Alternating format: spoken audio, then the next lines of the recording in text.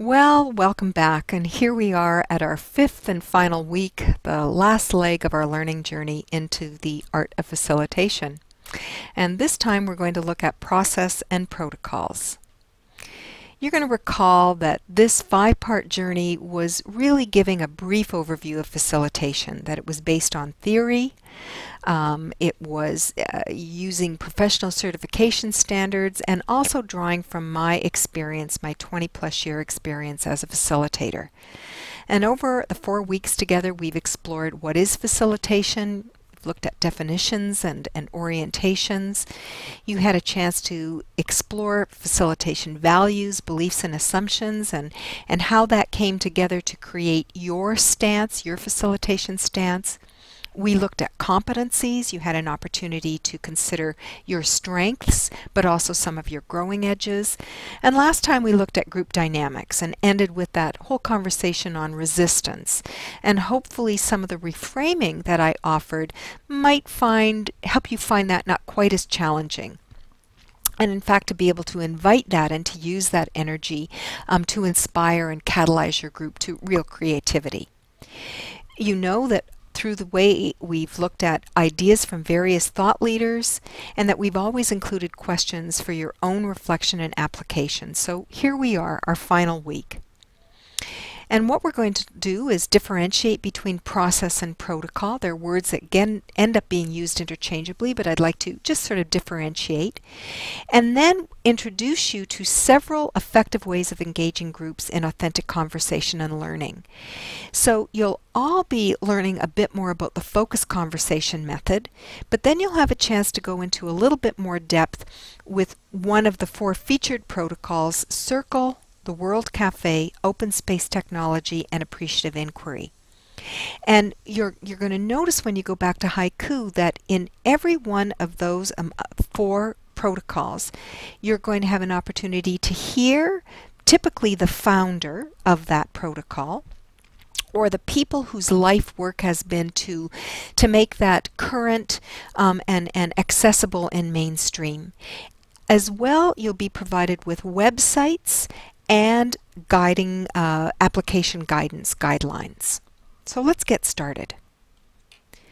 For reflection and application, which of these protocols are you most likely want to try or to explore? So that's something that you can be thinking about. And what resources would you need to implement any of these protocols? And finally, what do you anticipate would be the results for your participants? So those are some things to hold as we're going through this and as you're going through those other learning videos. So first off, what's process? What's protocol? We've come to use process to mean the particular activity or method being used in an engagement or learning event. And while this is accurate, it's also limiting its scope if that's how we define it. Edgar Schein was one of the first people, if not the first, to coin the phrase process consultation. And that really meant a very wide and deep area of looking at how people work together, right? So protocols, on the other hand, they're part of process, and they're the more structured ways of designing and convening conversations and learning events so that everyone gets time to speak and time to listen, and so that presenting, examining, reflecting, questioning, and responding are balanced within an optimally honest and respectful environment. Protocols are usually more formalized, structured ways of how we talk and interact with each other. So what they do is help us differentiate between the social, informal, perhaps non-purposeful conversations that we have into conversations, when we think back to looking at conversation as a core business strategy. Protocols help us kick conversations up a notch so that that can happen. So when we look at conversation as being a core strategy, these might be some essentials to keep in mind, and they come again from the Art of Hosting. And you're going to recall that some of this we learned when we were first being introduced to the art of hosting, when we were looking at some of the values and attitudes and beliefs about facilitation. You're going to get some echoes. So what are some essentials that help us to have meaningful conversations about what we care most about? How is it that we can be in the present and be present? A really good strategy is to host or facilitate with others, not to do this alone. Most of us are real used to doing this and flying solo. But the truth of it is that when we're able to facilitate with another person, not only does it give us an opportunity to learn, it's a tremendous benefit to the group that they get to hear a different point of view. You're modeling in real time so much of what it is that you're talking about and inviting the group to learn and be. You want to focus on questions that matter. Increasingly, questions begin to be the driver for the work that we do. You want to harvest good essences. We looked at that when we were examining competencies, and one of those competencies was to document well.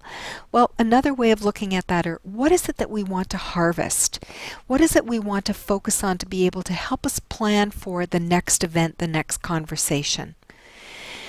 Remember that chaos is the creative space from which new order and solutions can be born, and you're going to remember we've said several times the importance of knowing and acknowledging our fear and being able to ride through that however it manifests.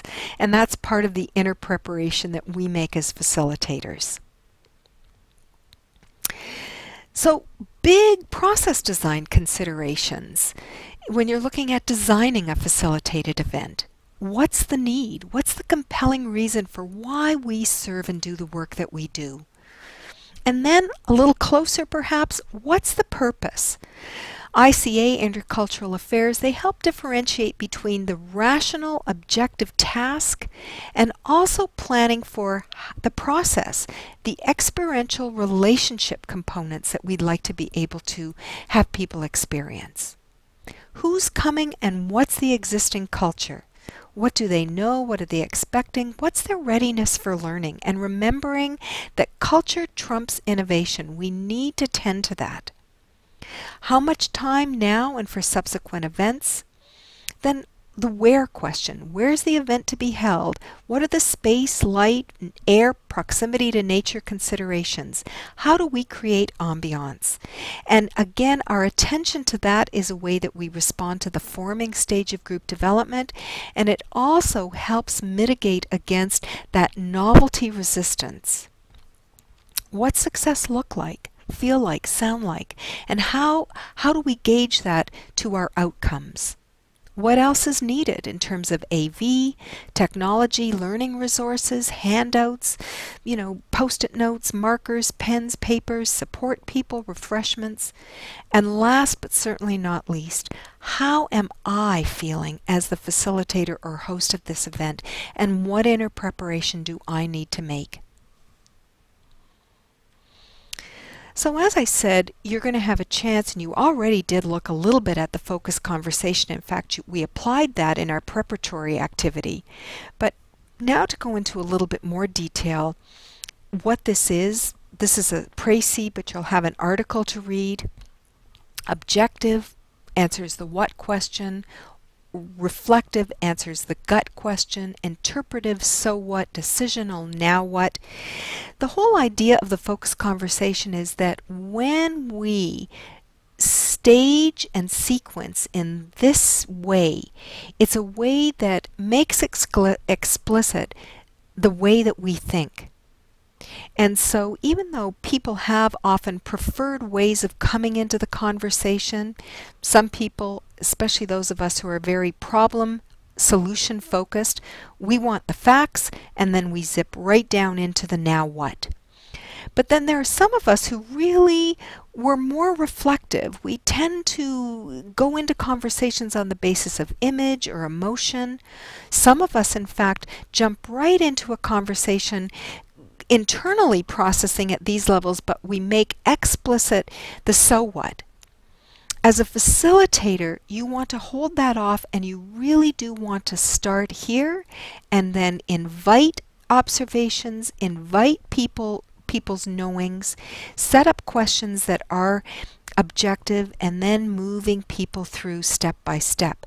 And when we work in that way, it's quite amazing how when we get to this final place decisional, the actions, the next steps, the recommendations become so apparent. So very quickly, in the few minutes that we have left, I'm just going to give you a bit of a taste of what you can be looking for if you wanted to go into a little bit more depth on the talking circle. You'll hear Christina Baldwin and Anne Linnea. They certainly are the world's, I would say, preeminent practitioners. They've over the last 20 years have done tremendous work in giving language to this most ancient way of people gathering in conversation, and doing so with the intent of making this mainstream.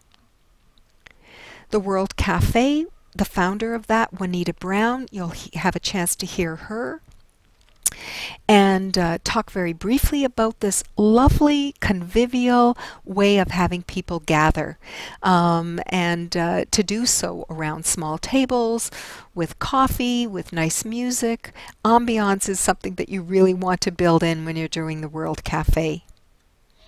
Harrison Owen, not so much the founder, but the person who paid attention to what happens when people are at conferences and are having great conversation, when it's not at the coffee station or the water cooler. And he just began to codify that into what we call open space technology. I like to refer to it as an experience of unstructured or structured unstructuredness, because there's a lot of planning and a lot of thought that goes in behind the scenes in order for people to just take hold, surface their own questions, organize themselves around the questions that matter, to have conversations and then wise action. Appreciative inquiry, David Cooper Ryder. Again, a protocol for change and innovation, but also an orientation of appreciation that rests on the notion that maybe the solution to our current issues and problems can be found in the stories of when we were at our best. So you get to pick and choose and have some fun. In conclusion to this part, again, we're going back to the Zen of Facilitation, a quote suggesting that the tools and techniques, though, are they're not sufficient for long-term effectiveness, that facilitators really must go beyond knowledge and strategies to seek truth and enlightenment that comes only from practice, reflection, and following their own beliefs. So I hope that in the time that we've spent together, that while we've introduced tools and techniques, but that also we provided an opportunity for you to go beyond that, to really explore through reflection, through our online conversations, what it is that will give you good foundation to move forward in this. Now you're invited to please return to Haiku and to visit the next stops along this learning journey. Again, at the end of which you're going to write in post in response to your reflections and questions, and then you'll have an opportunity for the last time to read and respond to the posts of 2 of your traveling companions. And remember, this leg concludes midnight Saturday. Thanks so much. Have fun with this, and when you're finished this, in our 6th and final week, that's the opportunity for you to participate in the online post-test and the course evaluation. Those are 2 pieces you'll need in order to qualify for continuing education credit. Thanks.